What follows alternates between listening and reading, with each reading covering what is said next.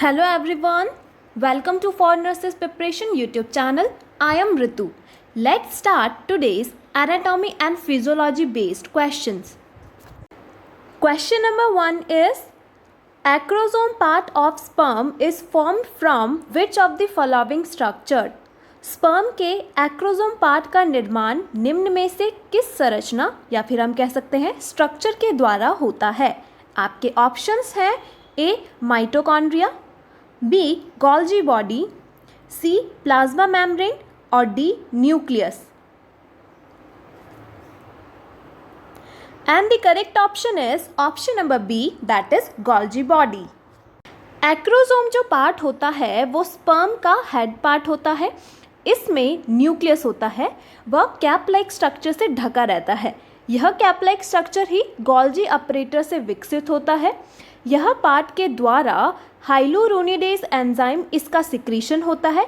ये जो एंजाइम होता है वो फर्टिलाइजेशन में सहायक होता है.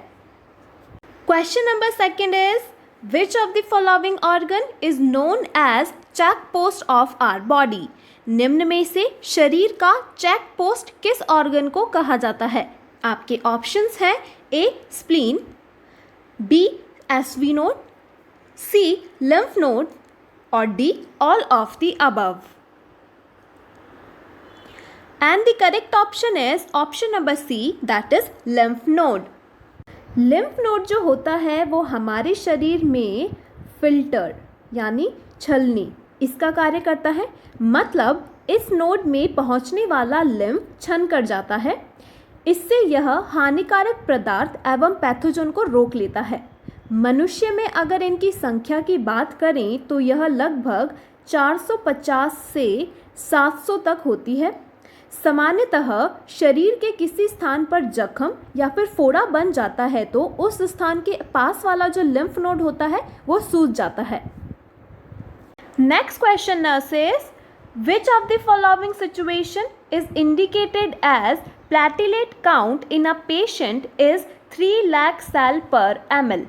एक क्लाइंट में प्लेटिलेट काउंट जो है वो 3 लाख सेल पर ml प्राप्त होती है. नर्स के अनुसार प्लेटिलेट की यह संख्या निम्न में से किस सिचुएशन को इंडिकेट करती है? आपके ऑप्शंस हैं A bleeding tendency, B high count, C low count और D normal count. And the correct option is option number D, that is normal count. एक हेल्दी पर्सन में शरीर में जो प्लेटिलेट की संख्या की अगर हम उसकी बात करें तो वो 1,50,000 से 4,50,000 सेल पर ml ये यहाँ तक पाई जाती है. इसीलिए इस क्वेश्चन में जो दिया गया है वो 3 लाख सेल्स पर ml ये एक नॉर्मल प्लेटिलेट वैल्यू होती है.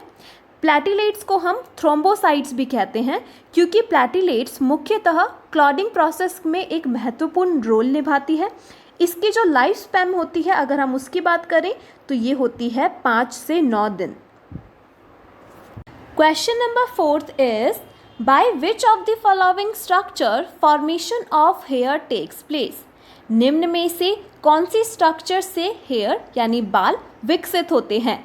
आपके ऑप्शंस हैं A lysozymes, B follicles, C sebum और D all of the above. And the correct option is option number B, that is follicles. Hair follicles त्वचा का एक ऐसा ऑर्गन होता है जो कि हमारे शरीर पर बाल विकसित करता है. हेयर फॉलिकल के बेस का लार्ज स्ट्रक्चर उसको हम बोलेंगे पैपिला होता है. सामान्यतः बालों का विकास हेयर फॉलिकल साइक्लिंग कहलाता है. यह 3 फेजेस में होता है. अगर हम यहाँ पे फर्स्ट फेज की बात करें तो वो होगा एनाजन, यह ग्रोथ फेज होता है. सेकंड इज कैटोजन, यह रेग्रेसिंग फेज होता है. थर्ड अगर हम फेज की बात करें तो ये होगा टीलोजन, यह रेस्टिंग फेज होता है. Next question is If in a person permanent contraction of a muscle takes place, what is this condition called? Muscle में परमानेंट कॉन्ट्रैक्शन की स्थिति निम्न में से क्या कहलाती है? आपके ऑप्शंस हैं ए मायोसिस्टिस, बी पैरालिसिस, सी टिटैनस और D weakness. And the correct option is option number C, that is tetanus. टिटैनस को धनुस्तंभ या हनुस्तंभ या फिर हम कह सकते हैं लॉक जो, इन आदि नामों से हम इसको जानते हैं क्योंकि हमारे शरीर का जो आकार होता है वो धनुष आकार हो जाता है. सामान्यतः मैंडिबल की गति के लिए पेट्रॉइड मसल जिम्मेदार होती है. इसमें परमानेंट कॉन्ट्रैक्शन से लॉक जो की स्थिति उत्पन्न हो जाती है. इसके इलाज के लिए ATS मतलब एंटीटॉक्सिन टिटैनस सीरम दिया जाता है. Next question is which of the following is the movable bone found in a skull? निम्न में से खोपड़ी की एकमात्र गतिशील अस्थि यानी मूवेबल बोन कौन सी होती है? आपके ऑप्शंस हैं ए फ्रंटल, बी लैक्रिमल, सी मैक्सिला और D mandible. And the correct option is option number D, that is mandible. हमारी खोपड़ी यानी स्कल की एकमात्र गतिशील अस्थि मैंडिबल बोन होती है जो कि लोअर जो का निर्माण करती है. इसका आकार अंग्रेजी के अक्षर दैट इज यू शब्द जैसा होता है. इसमें 16 डेंटल कैविटी होती है. यह फेस की लार्जेस्ट व स्ट्रॉन्गेस्ट बोन होती है. इसके अलावा अपर जो की बोन को मैक्सिला कहा जाता है. Next question is area between fourchette to anus is called. निम्न में से फॉरकाइट से लेकर एनस तक फैला हुआ एरिया क्या कहलाता है? आपके ऑप्शंस हैं ए पेरिनियम, बी सर्विक्स, सी हाइमन और D clitoris. And the correct option is option number A, that is perineum. External genitalia को सम्मिलित तौर पर भाग या योनि द्वार या फिर हम कह सकते हैं वुल्वा. ये जो होता है महिलाओं में वुल्वा व एनस के मध्य में पाए जाने वाला जो एरिया या फिर पुरुषों में स्क्रॉटम व एनस के मध्य में पाए जाने वाला जो एरिया होता है उसको हम बोलते हैं पेरिनियम.